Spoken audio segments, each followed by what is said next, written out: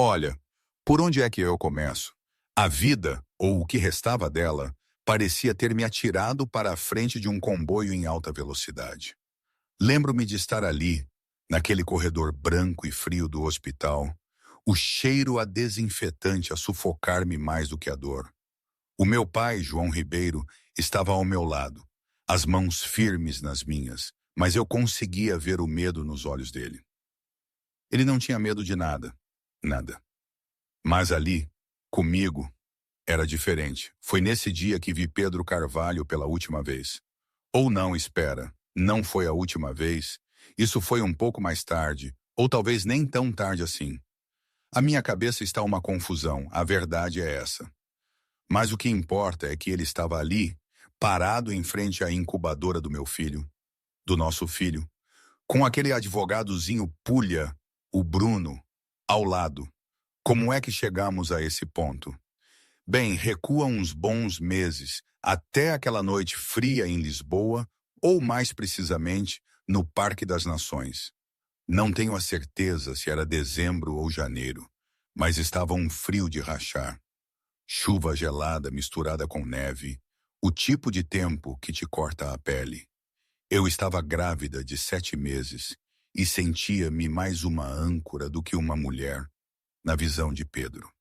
Ele estava lá, na nossa cobertura, a nossa cobertura, ou assim eu pensava, a preparar-se para um jantar importante, aquela maldita fusão que o ia transformar de milionário em bilionário. Ele adorava dizer isso, bilionário. A palavra escorregava da boca dele como se fosse mel. Eu estava doente, a minha pressão arterial estava alta, o médico tinha me mandado para a cama. Mas Pedro, ele só via o prejuízo, o defeito na sua montra perfeita.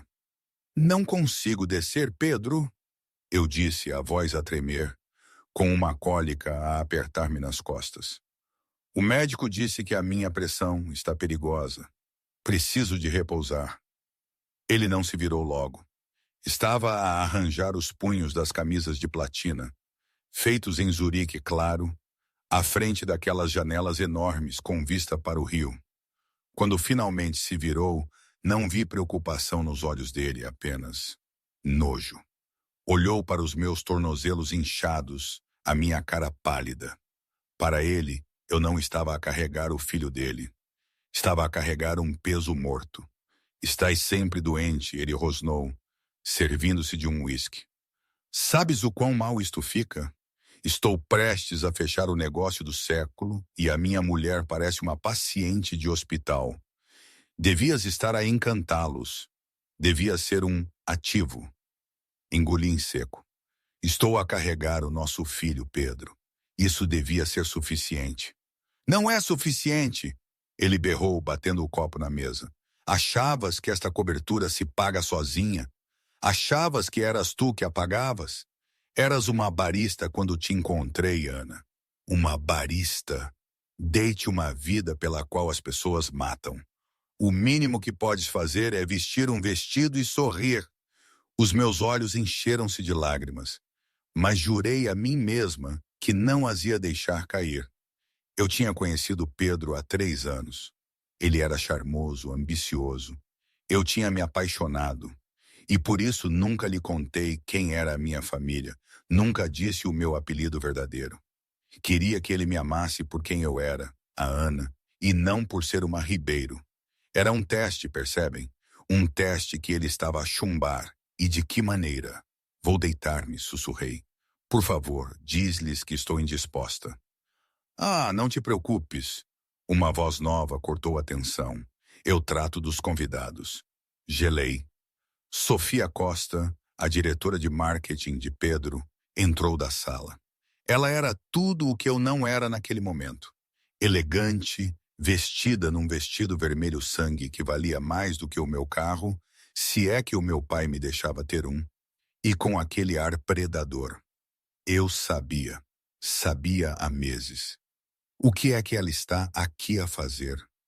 A minha voz endureceu. Pedro foi ter com a Sofia e o comportamento dele mudou num instante, de agressivo para macio. Pousou a mão na cintura dela, um gesto possessivo, descarado. A Sofia está aqui para ser a anfitriã, disse ele frio, já que a minha mulher é incapaz de cumprir os seus deveres. Pedro, esta é a nossa casa, eu disse, a voz a tremer. É? Ele riu, um som seco e cruel. Tecnicamente, o registro está em nome da LLC. E, sinceramente, Ana, estou farto de fingir. Olha para ti e olha para ela. Ele gesticulou entre mim e a Sofia. Preciso de uma parceira que se ajuste à marca. Alguém que projete poder. Tu só projetas exaustão. Estás a dizer? Estou a dizer, sai daqui, disse Pedro. Olhou para o relógio caríssimo. Os convidados chegam em 15 minutos. Quero-te fora antes que o elevador abra. O silêncio que se seguiu foi ensurdecedor. A chuva fustigava as janelas. Pedro, estou grávida, eu disse, a voz quase um sussurro. Está a nevar lá fora, misturado com chuva. Faz 0 graus. Pega um táxi, vai para um motel. Não me interessa. Pedro virou-me as costas para arranjar a gravata no espelho. Os meus advogados enviam-te os papéis da separação de manhã. Serei generoso, Ana.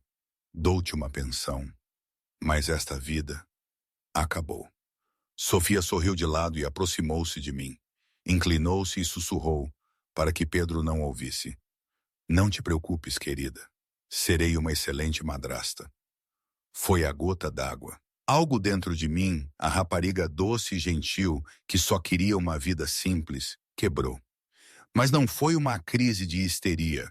Foi o estalar de uma fechadura a encaixar-se no lugar. Não gritei, não implorei. Olhei para as costas de Pedro, depois para o sorriso presunçoso de Sofia. Endireitei as costas, apesar da dor. Estás a cometer um erro, Pedro. A minha voz saiu estranhamente calma. O único erro que cometi foi casar com uma Zé Ninguém, ele retorquiu. A segurança vai levar-te se não estiveres fora em 2 minutos. Virei-me e fui para o quarto. Não fiz mala. Não peguei nas joias que ele me tinha dado. Levei o meu telemóvel, a minha carteira e o velho casaco surrado que tinha antes de o conhecer. Saí pela pesada porta de carvalho e para o corredor. A descida de 42 andares de elevador pareceu uma descida ao inferno. Mas à medida que os números diminuíam, parei de chorar. Limpei o rosto, meti a mão no bolso e tirei o telemóvel. Os meus dedos pairaram sobre um contacto que não tinha ligado há 3 anos. O nome no ecrã dizia apenas pai. Carreguei em ligar. Tocou uma vez. Ana! Uma voz rouca e profunda atendeu de imediato. Era a voz de um homem que comandava exércitos, ou neste caso mercados. Pai, gaguejei, a minha resolução a quebrar por 1 segundo quando as portas do elevador se abriram para o frio e marmóreo átrio. Tinhas razão sobre ele. Onde estás? A voz do outro lado mudou. Já não era apenas um pai. Era uma arma a ser carregada. Estou no passeio em frente ao prédio no Parque das Nações. Ele expulsou-me. Está com a Sofia. Houve um silêncio na linha, aterrorizante na sua intensidade. Ele está na cobertura? Sim. Os diretores da Zefa Corp chegam em 10 minutos. Fica onde estás. O meu motorista, o Marcos, está a 3 quarteirões. Vai buscar-te. Não te mexas. Pai, o que vais fazer? João Ribeiro, o chefe da Ribeiro Global Holdings, o leviatã silencioso da Bolsa de Lisboa, falou suavemente. Vou lembrar ao Pedro Carvalho que há sempre peixe maior. Momento de pausa. Ora, aqui preciso de fazer um parêntese. Aquela situação toda, o que o meu pai fez, a forma como agiu, era, para ser honesta, totalmente absurda. Quer dizer, pensem bem, um homem com tanto poder, que sempre foi tão reservado, de repente a desatar os nós por causa de mim. Da filha dele, sim, mas de uma situação tão mundana para o mundo dele. Não sei, no meu círculo, as pessoas divorciavam-se, lutavam por bens, mas não se ia para extremos como este. Era quase surreal e, ao mesmo tempo, sentia-se tão visceral, tão real. Era o meu pai a proteger-me à maneira dele, que era a única maneira que ele conhecia. Com fogo. Não sei se era a coisa certa a fazer. Honestamente, ainda hoje tenho dúvidas. Mas, bem, voltemos à história, porque as coisas estavam prestes a aquecer. Ou a gelar, neste caso. Fim da pausa.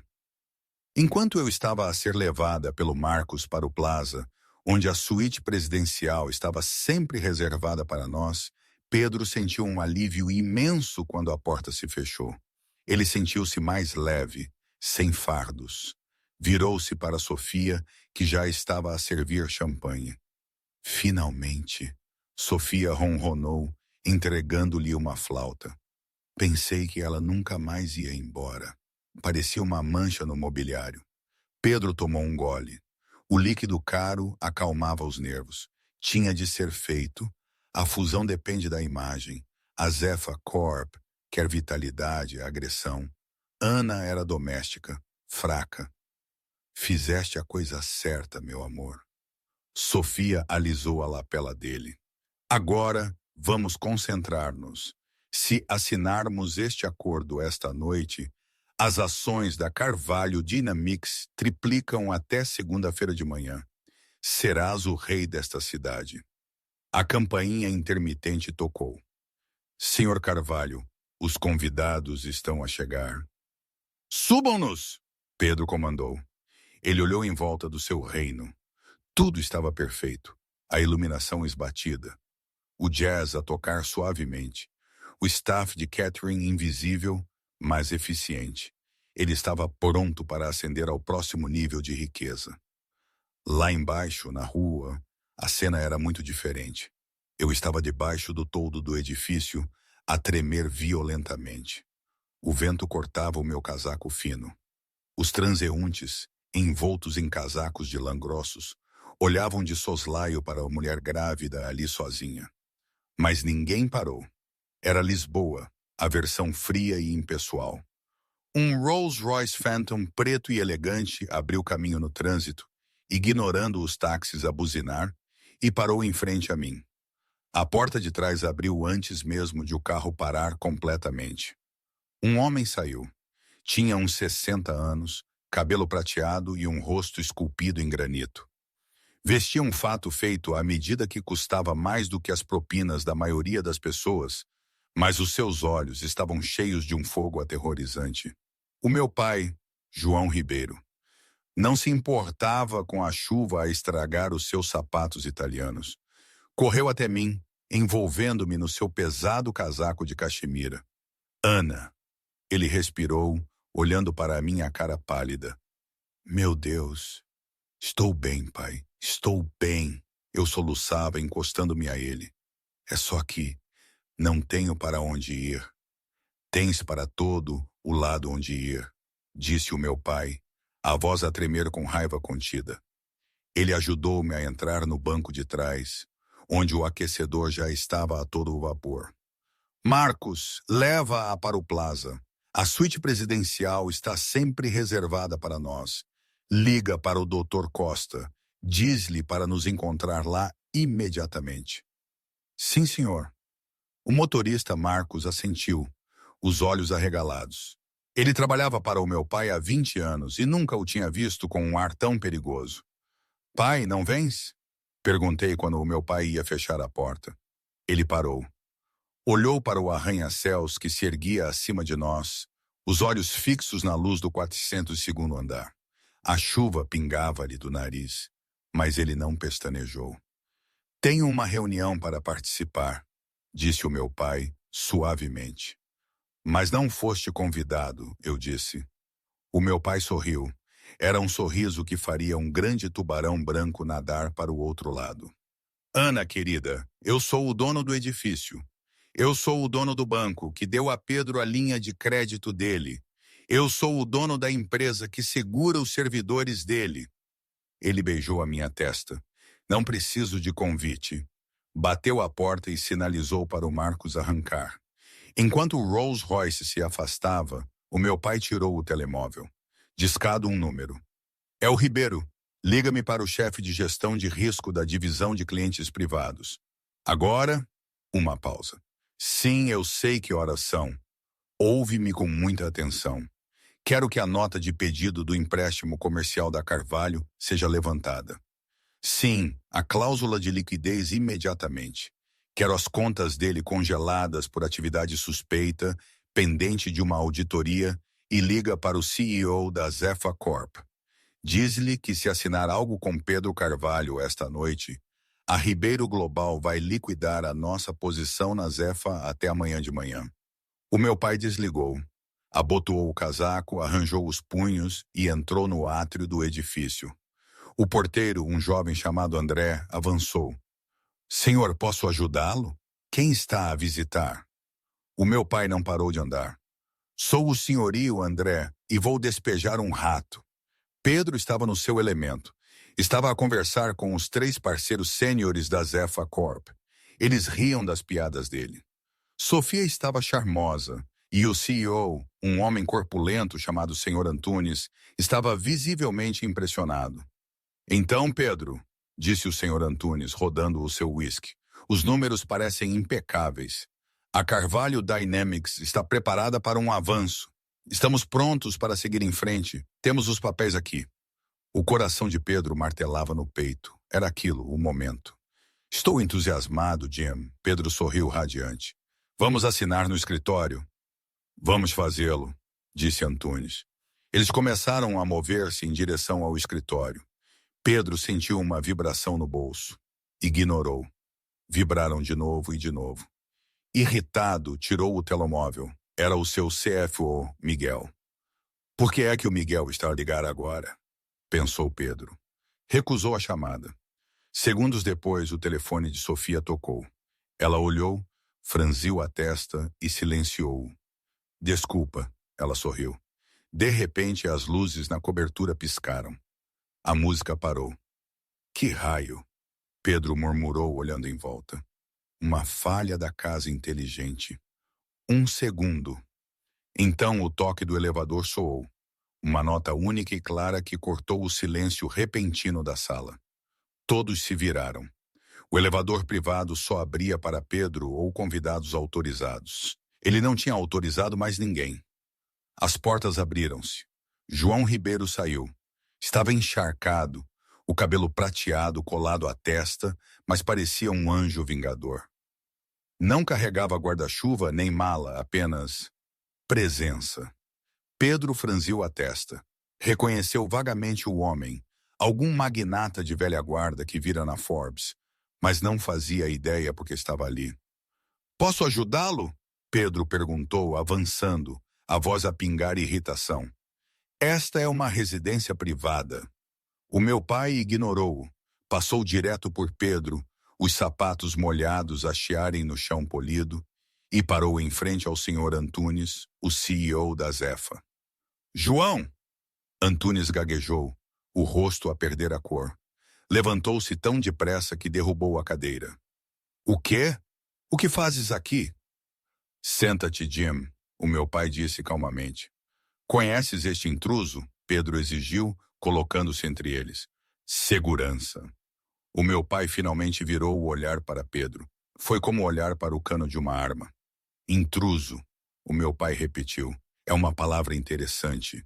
Geralmente o intruso é aquele que não paga a hipoteca. Desculpa? Pedro riu incrédulo. Eu sou o dono deste lugar. Tu tens uma hipoteca, o meu pai corrigiu.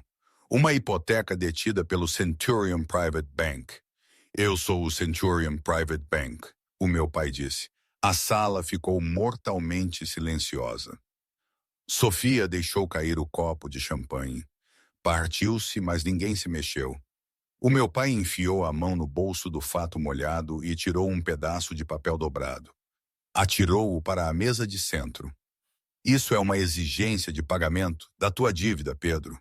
Cláusula 4, secção B, cláusula de comportamento e risco reputacional. Estamos a exigir o valor total do empréstimo, 42 milhões de dólares pagáveis imediatamente. Pedro olhou para o papel. Estás louco. Não podes fazer isso, tenho 30 dias. Tem 0 dias, o meu pai interrompeu, porque há 10 minutos também congelei as tuas contas corporativas para uma auditoria forense relativa a, digamos, má apropriação de fundos. Que fundos? Pedro gritou, a compostura a quebrar-se. Não roubei nada. Vamos ver, disse o meu pai. Virou-se novamente para Antunes. Jim, estavas prestes a assinar uma fusão com este homem. Antunes olhou do meu pai para Pedro a suar. Nós estávamos a considerar. Se assinarem, o meu pai disse, a voz casual. Eu considerarei isso um ato hostil contra a Ribeiro Global. Retirarei o meu financiamento do vosso projeto de expansão na Ásia. Antunes não hesitou, nem olhou para Pedro. Agarrou a pasta. O acordo está cancelado, disse Antunes. Cavalheiros, vamos embora. Jim, espera! Pedro gritou, agarrando o braço de Antunes. Não podes ouvi-lo? Ele é louco. Quem é ele para ti? Antunes sacudiu Pedro. É o João Ribeiro, seu idiota! Ele manda nesta cidade! Pedro ficou paralisado enquanto a equipa da Zefa corria para o elevador. As portas fecharam-se deixando Pedro, Sofia e o meu pai sozinhos na cobertura silenciosa. Pedro virou-se para o meu pai, o rosto vermelho de fúria. Quem pensas que és para entrares na minha casa? Para arruinares o meu negócio? Vou processar-te. Vou destruir-te. O meu pai foi até ao minibar, serviu-se de um copo de água e tomou um gole lento. Podes tentar, o meu pai disse. Mas é difícil processar alguém quando não tens dinheiro para um advogado. Eu tenho milhões. Verifica o teu telemóvel, o meu pai sugeriu. Pedro tirou o telemóvel, abriu a minha aplicação do banco. Entrou. Saldo, 0 dias já, conta congelada. Contactar o administrador do banco. Verificou a conta da empresa. Saldo, 0,0. Conta congelada. Ele levantou o olhar, o terror finalmente a substituir a raiva nos seus olhos. O que fizeste? Eu disse-te, o meu pai disse, pousando o copo. Eu sou o banco. Por quê? Pedro sussurrou. Por que estás a fazer isto? Eu nem te conheço. O meu pai deu um passo em frente. Invadiu o espaço pessoal de Pedro, olhando para ele. Tens razão. Tu não me conheces, mas conheces a minha filha. Pedro piscou os olhos. O quê? Quem? A Ana. Ana Ribeiro, o meu pai confirmou. A mulher que arrastaste da cama, grávida do meu neto, e atiraste para a rua sob chuva gelada há 20 minutos. Pedro sentiu o sangue abandonar a cabeça. A sala girava. Ana é uma Ribeiro. Ela queria ver se a amavas, o meu pai disse, a voz a baixar para um sussurro ameaçador. Ela queria ter a certeza de que não eras apenas mais um interesseiro atrás do nome. Por isso, usou o nome de solteira da mãe dela. Cozinhou para ti, limpou para ti, amou-te. O meu pai olhou para Sofia, que tremia no canto. E tu, o meu pai cuspiu a palavra, tu deitaste-a fora como lixo. O meu pai olhou para o relógio. Passaram exatamente 12 minutos desde que a expulsaste. Nesses 12 minutos, perdeste os teus investidores, a tua liquidez e a tua classificação de crédito. Até amanhã de manhã, a administração da Carvalho Dynamics votará para te remover como CEO para salvar as ações. Eu possuo 40% das ações com direito a voto através de empresas de fachada. Eu darei o voto decisivo. Pedro caiu para o sofá, ofegante. Não, isto é um pesadelo. Isto não é um pesadelo, Pedro. O meu pai disse, abotoando o casaco molhado. Isto é um despejo. O meu pai caminhou até a porta. Parou e olhou para trás. Tens até de manhã para desocupar as instalações. As fechaduras serão mudadas às 9h30 da manhã. Se ainda estiveres aqui, a polícia vai remover-te por invasão de propriedade. Mas para onde vou? Pedro gaguejou, lágrimas a escorrer-lhe pela cara. Esta é a minha casa. O meu pai sorriu, um último sorriso frio. Sugiro que tentes um motel. Ouvi dizer que são muito acessíveis. O silêncio na cobertura depois que as portas do elevador se fecharam era pesado, sufocante. A chuva continuava a fustigar as janelas do chão ao teto, mas dentro a temperatura parecia ter descido 20 graus. Pedro olhava para o ecrã do telemóvel, o polegar a atualizar freneticamente a aplicação do banco. Acesso negado. Acesso negado. Era uma falha. Tinha de ser. Sofia. Pedro rouquejou, levantando os olhos. Precisava de garantia. Precisava da sua parceira no crime. Liga para a linha de emergência do banco. Diz-lhes que houve um erro. Diz-lhes quem eu sou. Sofia Costa não se mexeu para fazer a chamada. Estava de pé junto à janela, a olhar para as luzes da cidade. Abotoava o casaco, um casaco que tinha tirado apenas há 1 hora com a intenção de passar a noite. Sofia? Pedro perguntou, a voz a subir em pânico. Ela virou-se para ele. O calor, a sedução, a adoração, tudo tinha desaparecido. O rosto dela era uma máscara de cálculo frio. Acabou para ti, Pedro, ela disse simplesmente. O quê? Não, ouviste-o. Ele está a blufar. Homens velhos como aquele adoram ameaçar, mas eu tenho contratos, tenho direitos. Pedro levantou-se tentando recuperar a sua estatura, mas parecia pequeno na sala cavernosa. Nós resolvemos isto. Nós vamos processar por difamação. Ele vai ser nosso no final. Sofia riu. Não foi um som agradável. Tu és mesmo um idiota, não és? Aquele era o João Ribeiro. Ele não blufa. Se ele diz que as tuas contas estão congeladas, elas estão congeladas. Se ele diz que estás despejado, as fechaduras já estão a ser recodificadas. Ela foi até a mesa de centro, pegou na carteira e verificou o seu reflexo no espelho da parede. Onde vais? Pedro exigiu. Precisamos de criar uma estratégia. Não precisamos de fazer nada, disse Sofia, caminhando para a porta. Preciso de me distanciar de ti o mais rápido humanamente possível. Distanciar-te? Estamos juntos. Tu és a razão pela qual a expulsei. Sofia parou, a mão na maçaneta. Olhou para ele com pena genuína misturada com nojo. Pedro, eu estava contigo porque eras um vencedor. Eras o menino de ouro. Hoje à noite, és um peso. És lixo tóxico. Se eu ficar, o Ribeiro virá atrás de mim também. E ao contrário de ti, eu pretendo manter a minha carreira. Não podes deixar-me, Pedro gritou, correndo para ela. Fiz isto por nós. Sofia abriu a porta. Fizeste-o por ti, Pedro, porque és um narcisista. Pensaste que podias fazer um upgrade à tua mulher como se fosse um iPhone. Bem, parece que deitaste fora o carregador. Ela saiu para o corredor. Adeus, Pedro. Não me ligues. Vou bloquear o número de qualquer maneira. A porta fechou-se. Pedro estava sozinho, verdadeiramente sozinho. Olhou em volta da cobertura que representava toda a sua identidade. A arte moderna, o couro italiano, a vista. Tudo parecia um cenário onde a peça acabara de ser cancelada. Correu para o bar e agarrou uma garrafa de uísque, ignorando um copo e bebendo diretamente do gargalo. A queimadura soube bem. Deu-lhe chão.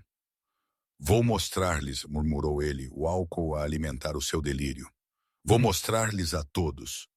Tirou o telemóvel novamente e discou para o seu advogado, um tubarão chamado Ricardo, que cobrava 1.200 euros por hora. Ricardo, atende. Pedro sibilou. Caixa de mensagens, ligou de novo. Caixa de mensagens, ligou para o seu CFO, Miguel, frenético. Miguel, finalmente, o Ribeiro está a tentar. Pedro, não. A voz de Miguel estava baixa, em pânico. Não posso falar contigo. Como assim não podes falar comigo? Tu trabalhas para mim. Já não, Miguel sussurrou. A direção acabou de fazer uma chamada de emergência há 5 minutos. Votaram por unanimidade. Pedro sentiu os joelhos dobrarem. Deslizou pela parede até atingir o chão. Eles não podem despedir-me. Sou o fundador. É uma cláusula de conduta, Pedro. Grande torpeza moral, trazer a empresa em descrédito. É inquebrável. A segurança já está a desativar o teu cartão de acesso ao escritório. Se apareceres amanhã, vão prender-te. Miguel, espera! A linha ficou muda. Pedro sentou-se no chão do seu apartamento multimilionário, agarrado a uma garrafa de uísque, enquanto a percepção o atingia. Não estava apenas falido. Não estava apenas despedido. Estava apagado. A atmosfera na suíte presidencial do hospital era um mundo à parte do caos lá fora. Era quente, suave e cheirava a lavanda e a roupa lavada. Eu estava deitada numa cama enorme com dossel, ligada a um soro. O Dr. Costa, o meu médico particular, estava a verificar o monitor cardíaco fetal. O meu pai, João Ribeiro, estava sentado numa poltrona ao lado da cama, ainda com as calças e a camisa do fato, embora tivesse descartado o casaco molhado. Parecia mais velho agora, a raiva substituída por uma preocupação profunda e cansada. Segurava a minha mão como se fosse de vidro. O ritmo cardíaco está a estabilizar. O Dr. Costa disse baixinho, ajustando o monitor. Mas a pressão arterial dela ainda está perigosamente alta, João. Ela está em risco de pré-eclâmpsia. O estresse de hoje à noite foi um choque massivo para o sistema. O bebê está bem? Sussurrei, os meus olhos a abrirem-se lentamente. Parecia pálida e pequena contra a montanha de almofadas. O bebê é um lutador, tal como o avô dele. O Dr. Costa sorriu gentilmente. Mas precisas de repouso absoluto, Ana. Sem estresse, sem telemóvel, sem notícias. Ouvi-o, doutor, o meu pai disse, a voz sombria.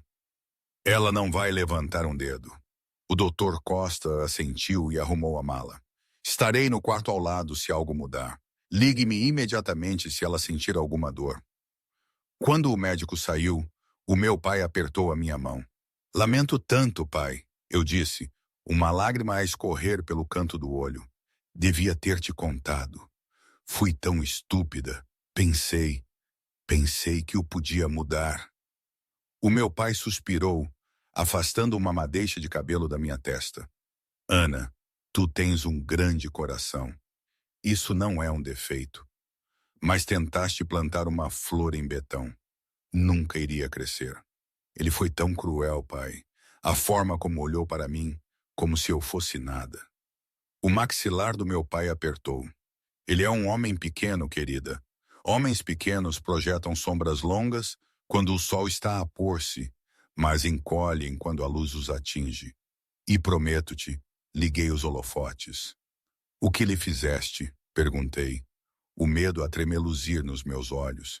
Eu odiava Pedro agora, mas não era vindicativa por natureza. Apenas equilibrei a balança. O meu pai disse evasivamente. Não te preocupes com ele. Ele é o passado. Este pequenote, ele assentiu para a minha barriga, é o futuro. Coloquei a mão na barriga. O bebê deu um pontapé forte e sólido. Ele precisa de um nome, o meu pai disse suavemente. Eu estava a pensar. João, eu sorri fracamente. João Pedro Carvalho. Não, o meu pai disse firmemente. Não Carvalho. Esse nome acaba esta noite. Certo. Olhei para o meu pai. Ribeiro, ele assentiu, o orgulho a inchar-lhe no peito. João Ribeiro II. Um nome forte, um nome que significa lealdade. Fechei os olhos, a exaustão a apoderar-se de mim. Está bem, pai. João Ribeiro. O meu pai viu-me adormecer. Quando teve a certeza de que eu estava inconsciente, levantou-se e foi para a varanda da suíte do hotel. Acendeu um charuto, o fumo a enrolar-se na noite chuvosa. Tirou o telemóvel. Tinha mais uma chamada para fazer. El Ribeiro. Libertem o comunicado de imprensa. Pedro Carvalho removido como CEO, sob investigação por desvio de fundos. Sim, passem-no para o Wall Street Journal, o Times e o TMZ. Quero que esteja em todo o lado até ao pequeno almoço. Ele deu uma tragada no charuto. Incendeiem-no, sussurrou para a cidade. Incendeiem-no completamente. 2 semanas depois, o quarto de motel cheirava lá a cigarros velhos e mofo.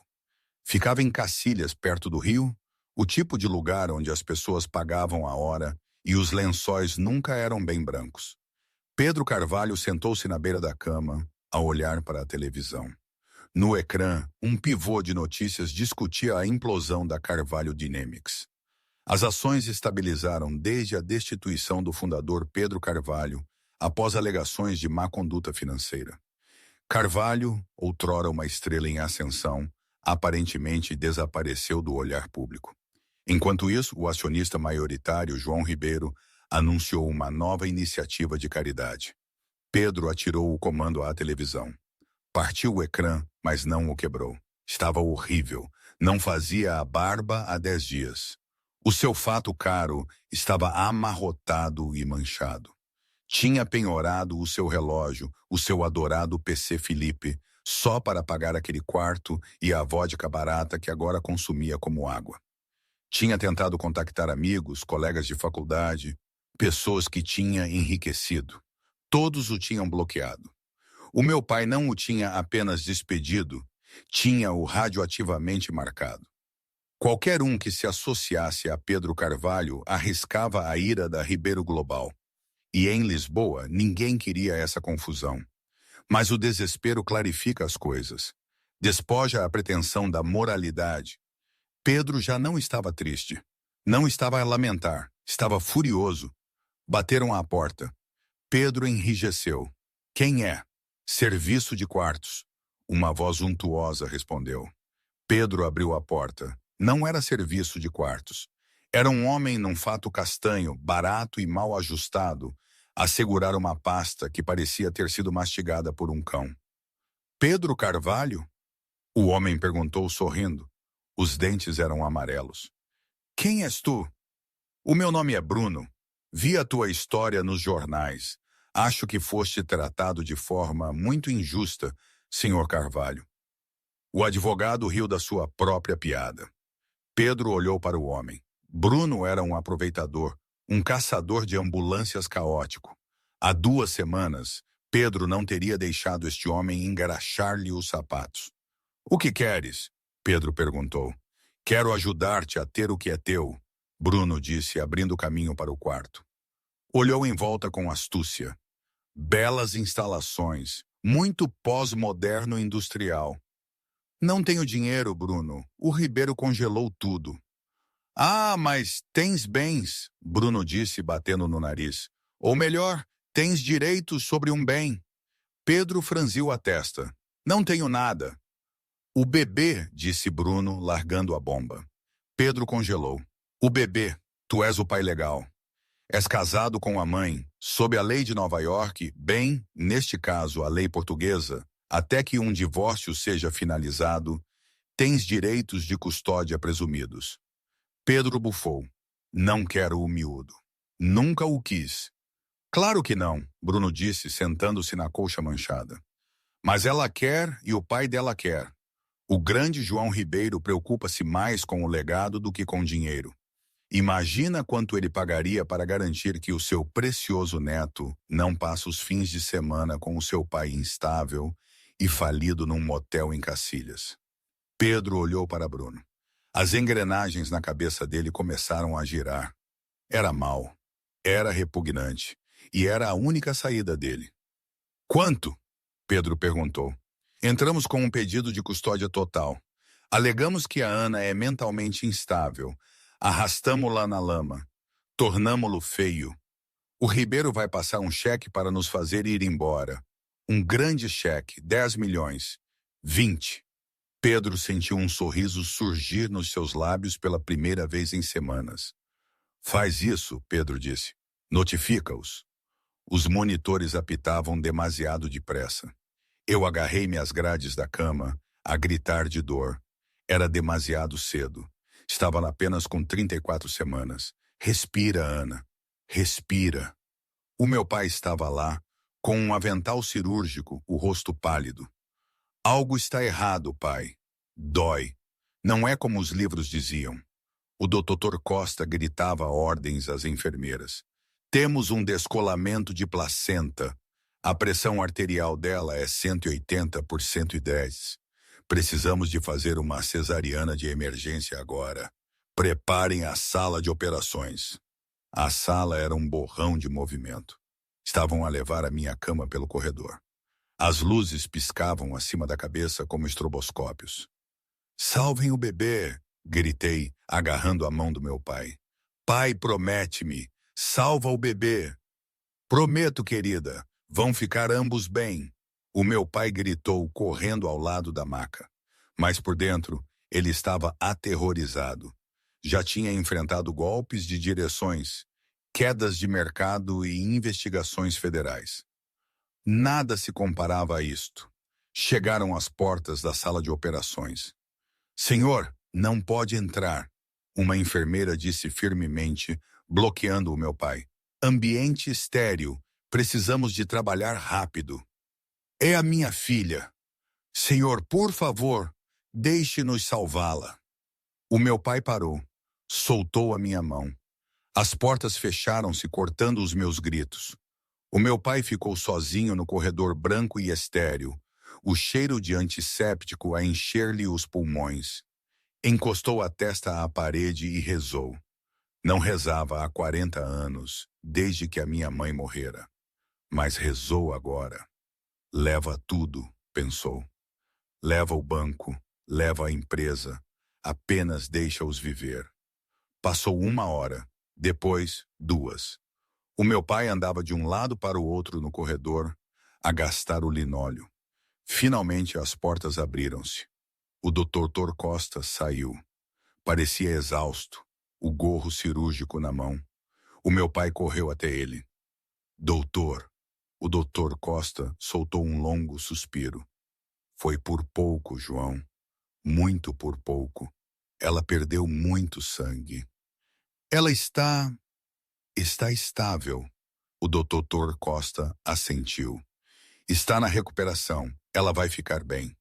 O meu pai sentiu os joelhos fraquejaram de alívio. E o bebê? Um menino. O doutor Costa sorriu.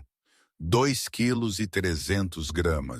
Está na unidade de cuidados intensivos neonatais porque é prematuro e os pulmões estão um pouco subdesenvolvidos, mas é forte. Já está a dar pontapés nas enfermeiras. O meu pai soltou um soluço, um som áspero e gutural, e cobriu o rosto com as mãos. Posso vê-los? O bebê? Sim, a Ana precisa de dormir por algumas horas. O meu pai assentiu. Caminhou em direção à UCI. Ficou em frente à incubadora a olhar para a criatura minúscula e frágil lá dentro. O bebê estava ligado a tubos, o peito a subir e descer rapidamente. Tinha o meu nariz. O meu pai colocou a mão no vidro. Olá, pequenote, sussurrou ele. Sou o teu avô, vou dar-te o mundo. Naquele instante, uma comoção na estação das enfermeiras quebrou o momento. Não pode voltar para lá. Uma enfermeira gritava. Tenho um direito legal. Sou o pai. O meu pai congelou. Aquela voz. Virou-se, batendo o pé no corredor, flanqueado por 2 seguranças que pareciam incertos, estava Pedro Carvalho. Estava por fazer, maníaco, e segurava uma pilha de papéis. Bruno trotava atrás dele como uma hiena. O rosto do meu pai passou de amor-avô para assassinato gelado numa fração de segundo. Ele saiu da UCIN para interceptá-los. Tu, o meu pai rosnou, a voz baixa e perigosa. Tens a lata de aparecer aqui. Estou aqui pelo meu filho, Pedro zombou, agitando os papéis. E o meu advogado acaba de apresentar uma moção de emergência. Uma vez que a Ana está incapacitada em cirurgia, sou o parente mais próximo. Tenho poder de procuração médica sobre a criança. Bruno avançou, ajustando os óculos. Senhor Ribeiro, sob a seção de direito da família portuguesa. Cala a boca! O meu pai disse sem sequer olhar para ele. Manteve os olhos em Pedro. Tu não queres o teu filho, Pedro. Nem sequer sabes o nome dele. O que queres? Pedro aproximou-se, baixando a voz para que as enfermeiras não ouvissem. Quero a minha vida de volta, João. Quero as minhas contas descongeladas. Quero 10 milhões de euros transferidos para uma conta offshore. E quero um voo para as Canárias. E se eu disser que não, então eu luto contigo. Pedro sorriu, um sorriso irregular e quebrado. Luto pela custódia. Arrasto a Ana para tribunal. Alego que ela é incapaz. Conto à imprensa que ela andava a tomar comprimidos. Vou garantir que cada dia da vida dela seja um inferno de litígios. Queres isso? Queres que o teu neto seja criado num tribunal? O meu pai olhou para Pedro. Viu o desespero, a vacuidade. Estás a chantagear-me com a vida de um recém-nascido? O meu pai disse baixinho. Estou a fazer negócios. Pedro encolheu os ombros. Foste tu que me ensinaste, não foi? Há sempre peixe maior. Bem, eu sou a piranha agora e vou dar uma dentada. O meu pai olhou para a incubadora através do vidro, depois de volta para Pedro. Meti a mão no bolso e tirou o telemóvel. Está bem? O meu pai disse. Tu ganhas. Os olhos de Pedro arregalaram-se. A sério? Vou transferir o dinheiro. O meu pai disse. 10 milhões. Mas tu renuncias aos teus direitos parentais permanentemente. Hoje. Feito, Pedro disse rapidamente. Demasiado rapidamente. O meu pai discou um número. Marcos, traz o carro e liga para a equipa legal. Preciso de um acordo de liquidação redigido em 10 minutos. Sim, traz para o hospital. O meu pai desligou. Olhou para Pedro com uma expressão estranha. Não era derrota. Era outra coisa, algo mais sombrio. Encontra-me no átrio em 20 minutos, o meu pai disse. Assina os papéis, recebe o teu dinheiro e desaparece. Prazer em fazer negócios contigo, Joãozito. Pedro zombou. Ele virou-se e cumprimentou Bruno com um high five. Enquanto se afastavam em direção aos elevadores a celebrar a vitória, o meu pai observou-os partir. Ele não estava derrotado. Estava apenas a mover o campo de batalha para um lugar onde a lei já não podia proteger Pedro Carvalho. O meu pai tirou o telemóvel novamente. Discado um número que não estava na sua lista de contactos, um número que ele tinha memorizado de uma vida que deixara para trás há 30 anos. Olá! Uma voz respondeu com um forte sotaque russo. Igor, o meu pai disse. É o Ribeiro. Preciso de um favor, um barulhento. A sala de conferências no quarto andar do Hospital da Luz cheirava a limpa-móveis e café frio. Era um terreno neutro, mas a atmosfera estava longe de ser neutra. O meu pai, João Ribeiro, estava à cabeceira da mesa de mogno. Não tinha mudado de roupa há 24 horas. A barba prateada aparecia e os seus olhos estavam vermelhos. Mas sentava-se com a postura de um rei no seu trono. Ao lado dele, sentava-se a sua advogada pessoal, uma mulher de olhos penetrantes chamada Rebeca Costa, conhecida nos círculos legais de Lisboa como a Guilhotina. Do outro lado da mesa estava Pedro Carvalho. Pedro parecia maníaco. Ele vibrava com uma mistura de exaustão, adrenalina e ganância. Batia os dedos na mesa, verificando o relógio a cada 30 segundos. Ao lado dele, Bruno suava no seu fato barato, parecendo um homem que de repente percebera que estava a nadar com tubarões. A papelada está pronta, Rebeca Costa disse, a voz dela a cortar o silêncio como um bisturi. Ela deslizou um documento grosso pela mesa. Isto é uma renúncia voluntária de direitos parentais. Declara que tu, Pedro Carvalho, renuncias irrevogavelmente a toda a custódia legal, visitas e poderes de tomada de decisão relativos ao bebê nascido de Ana Ribeiro. Inclui também uma ordem de restrição que te impede de te aproximares a menos de 150 metros da Ana ou da criança indefinidamente. Pedro nem leu, apenas olhou para o meu pai. E o dinheiro? Pedro perguntou. 10 milhões de euros? O meu pai disse, a voz desprovida de emoção. Transferidos para o número de conta que forneceste nas Ilhas Canárias. Assim que assinares, eu carrego no botão. Pedro sorriu. Foi uma visão grotesca. Vês, eu sabia que eras um homem razoável, João. Negócios são negócios. Isto não são negócios, o meu pai disse suavemente. Isto é uma transação. E estou a comprar a segurança do meu neto a um predador. Chama-me o que quiseres. Pedro encolheu os ombros pegando na caneta.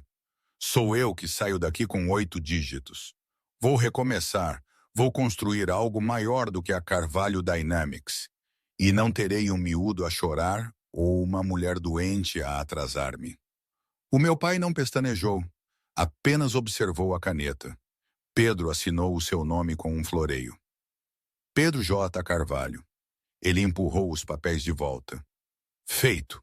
Paga-me. O meu pai acenou para Rebeca. Ela verificou a assinatura, autenticou-a com o seu carimbo e colocou a pasta na sua mala.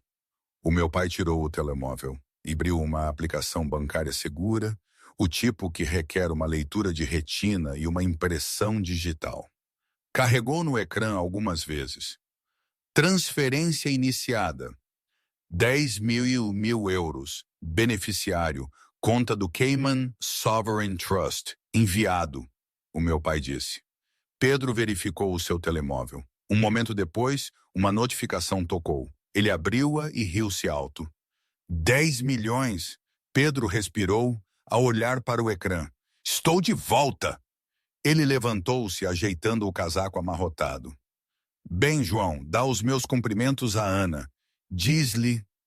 Na verdade, não lhe digas nada. Não me interessa. Pedro, o meu pai disse. Pedro parou a porta. O quê?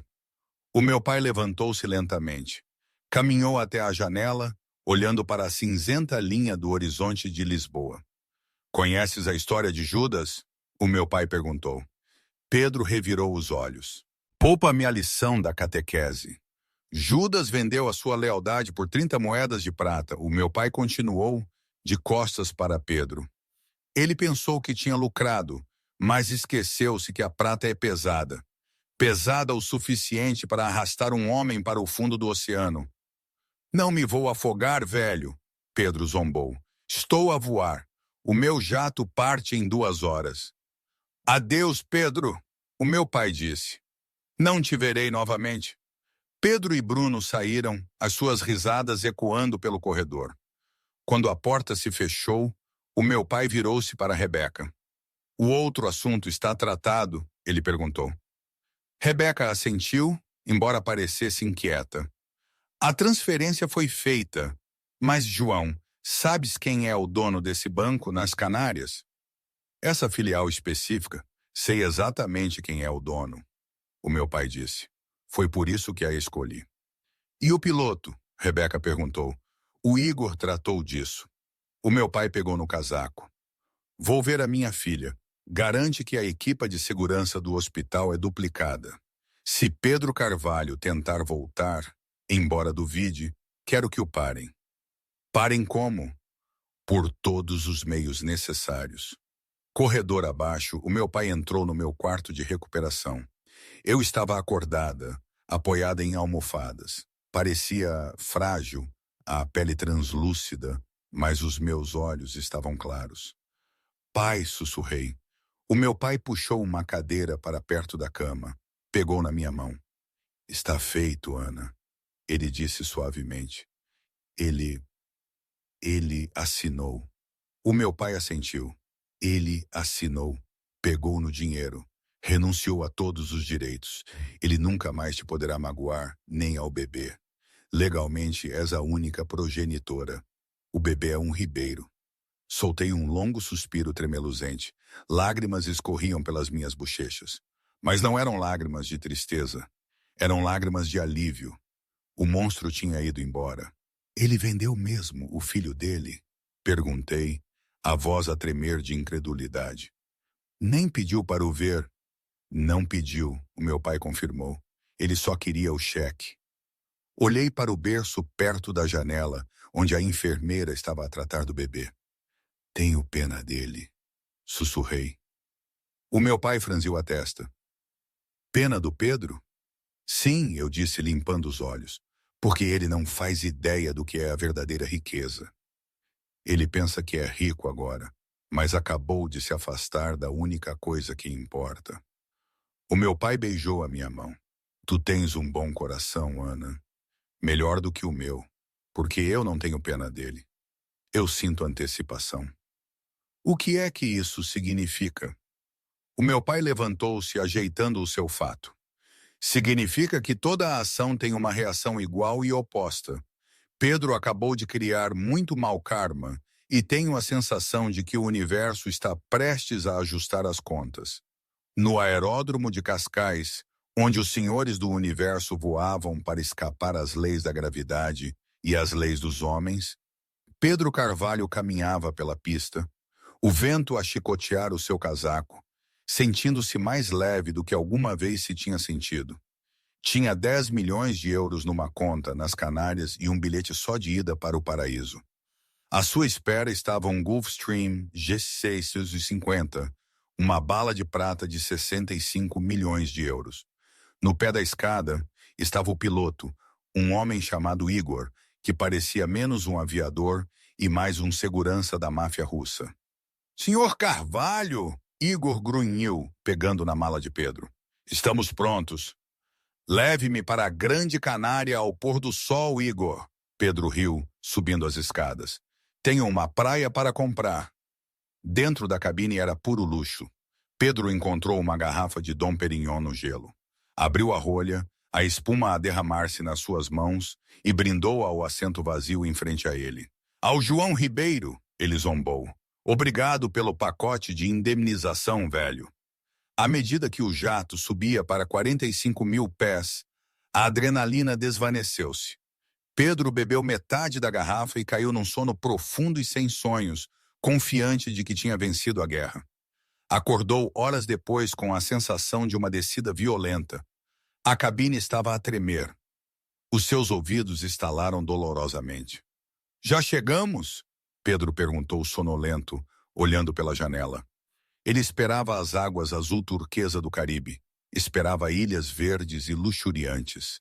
Em vez disso, viu branco, infinito, branco cegante. Montanhas negras e irregulares cortavam uma paisagem que parecia a superfície de uma lua gelada. Que raio!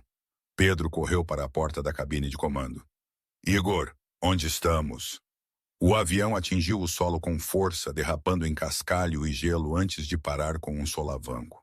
Os motores pararam com um silêncio aterrorizante. A porta do cockpit abriu-se. Igor saiu, já sem o seu boné de piloto. Ele estava a vestir um parca grosso forrado a pelo e segurava um segundo na mão. Fim da linha, Sr. Carvalho. Igor disse, a voz fria. Isto não é nas Canárias. Esta é a região de Oymyakon, na Sibéria, muito tranquila. Sibéria, Pedro gritou. Tu trabalhas para o Ribeiro? Tenho 10 milhões de euros. Pago-te o dobro do que ele te deu. Leva-me de volta. Igor riu. Um som seco e cruel. O teu dinheiro está no Cayman Sovereign Trust. Sim, esse banco é do meu primo. No momento em que a transferência foi feita, a conta foi congelada para revisão regulamentar. Não a podes tocar. És um pobre, Sr. Carvalho. Pedro ficou paralisado, a realização a atingi-lo mais forte do que o frio. O dinheiro era uma miragem. Era o queijo na ratoeira. Ele não pode fazer isto, Pedro guinchou. Ele já fez, disse Igor. Atirou o parca suplente aos pés de Pedro. Há um acampamento madeireiro 3 quilômetros a sul. Eles sempre precisam de braços fortes. Trabalho duro, mas tem sopa. Antes que Pedro pudesse protestar, Igor agarrou-o pelo colarinho e empurrou-o para fora da porta. Pedro caiu pelas escadas de metal, aterrando de cara na neve. Espera, Igor! As escadas recolheram. Os motores voltaram a rugir, lançando uma nuvem de gelo na cara de Pedro. Ele recuou, observando horrorizado enquanto a sua única ligação à civilização seguia pela pista congelada e levantava voo para o céu cinzento. Pedro Carvalho ficou sozinho no vasto e indiferente silêncio da tundra. Tinha trocado a mulher, o filho e a alma por uma fortuna que não existia, apenas para ser deixado num lugar onde um cartão de crédito não conseguia comprar um único segundo de calor. Ele olhou para o fumo distante do acampamento madeireiro, apertou o parca e começou a andar.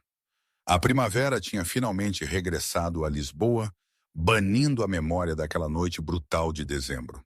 Num canto tranquilo do Parque Eduardo VII, sob um dossel de cerejeiras em flor, uma pequena celebração estava em andamento. Era o primeiro aniversário do João Ribeiro Filho.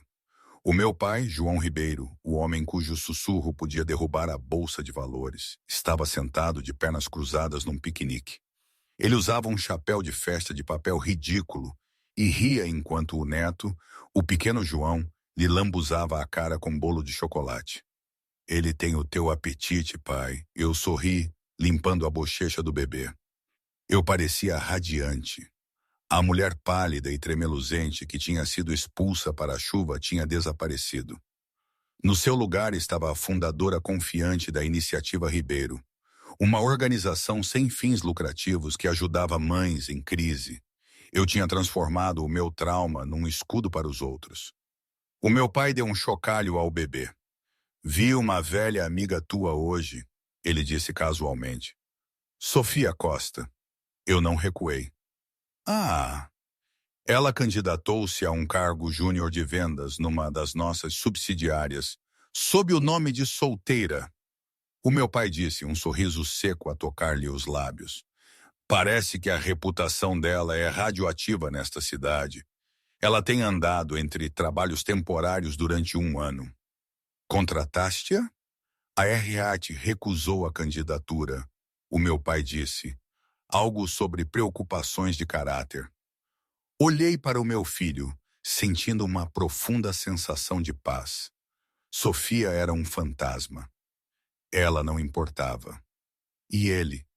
Perguntei baixinho. Não disse o nome, mas o ar ficou parado. O meu pai levantou-se limpando a relva das calças do seu fato feito à medida. Olhou para o horizonte. Recebi um relatório da região de Oimiacon ontem, o meu pai disse. Há um homem a trabalhar num acampamento madeireiro remoto perto do aeródromo.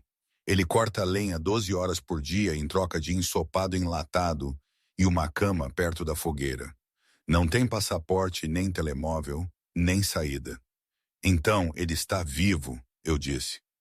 Ele está a sobreviver, o meu pai corrigiu. Ele tem muito tempo no silêncio da tundra para pensar na cobertura quente, no uísque e na família que ele deitou fora por uma conta bancária que nunca existiu. Eu assenti lentamente. Observei o pequeno João a perseguir uma borboleta, o seu riso a soar como um sino. Ele sabe do João? Não, o meu pai disse firmemente. Para Pedro Carvalho, somos apenas um sonho do qual ele acordou. Ele escolheu o seu caminho. O meu pai sentou-se novamente e passou um braço em volta de mim. Observou a luz do sol filtrar-se pelas árvores, iluminando as 2 pessoas que ele mais amava no mundo. Sabes, Ana, o meu pai disse, a voz embargada pela emoção. Durante 40 anos, pensei que a riqueza era o que guardava no cofre do Centurion Bank. Pensei que era influência. Pensei que era medo. Ele beijou o topo da cabeça do pequeno João. Mas eu estava enganado, o meu pai sussurrou. Sentar-me aqui, a vê-lo crescer, a ver-te em segurança. Esta é a única fortuna que importa. E ao contrário do dinheiro, ninguém me pode roubar isto. Encostei a cabeça ao ombro dele. Finalmente estamos livres, pai. Sim, o meu pai respondeu, sorrindo, enquanto o sol se punha sobre a cidade. Somos as pessoas mais ricas do mundo. E hoje, não sei. Às vezes penso que foi a melhor coisa que me podia ter acontecido. Outras vezes, penso que cometi um erro por ter esperado tanto, por ter sido tão ingênua. Provavelmente as 2 coisas. A vida é assim, não é? Nada é claro, nada é perfeito, mas é a minha vida e o meu filho. Ele sim é perfeito. Acha que o meu pai foi longe demais ao abandonar Pedro na Sibéria? Ou Pedro teve exatamente o que merecia por abandonar a sua mulher grávida? E vocês, o que teriam feito se fossem o meu pai? Vingança ou simplesmente seguir em frente?